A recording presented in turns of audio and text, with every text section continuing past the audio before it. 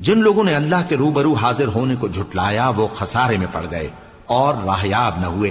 اور اے پیغمبر، اگر ہم کوئی عذاب جس کا ان لوگوں سے وعدہ کرتے ہیں تمہاری آنکھوں کے سامنے نازل کریں یا اس وقت جب ہم تمہیں اٹھا لیں، بہرحال ان کو ہمارے ہی پاس لوٹ کر آنا ہے۔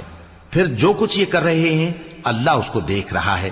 اور ہر ایک امت کی طرف پیغمبر بھیجا گیا، پھر جب ان کا پیغمبر آ جاتا ہے تو ان میں انصاف کے ساتھ فیصلہ کر دیا جاتا ہے اور ان پر ظلم نہیں کیا جاتا۔ اور یہ کہتے ہیں کہ اگر تم سچے ہو تو جس عذاب کا یہ وعدہ ہے وہ آئے گا کب؟ کہہ دو کہ میں تو اپنے نقصان اور فائدے کا بھی کچھ اختیار نہیں رکھتا مگر جو اللہ چاہے۔ ہر ایک امت کے لیے موت کا ایک وقت مقرر ہے، جب وہ وقت آ جاتا ہے تو ایک گھڑی بھی دیر نہیں کر سکتے اور نہ جلدی کر سکتے ہیں۔ کہہ دو کہ بھلا دیکھو تو اگر اس کا عذاب تم پر ناگہاں آ جائے رات کو یا دن کو تو پھر گناہگار کس بات کی جلدی کرتی ہیں؟ کیا جب وہ آ واقع ہوگا تب اس پر ایمان لاؤ گے؟ اس وقت کہا جائے گا کیا اب ایمان لائے؟ اور اسی کے لیے تو تم جلدی مچایا کرتے تھے۔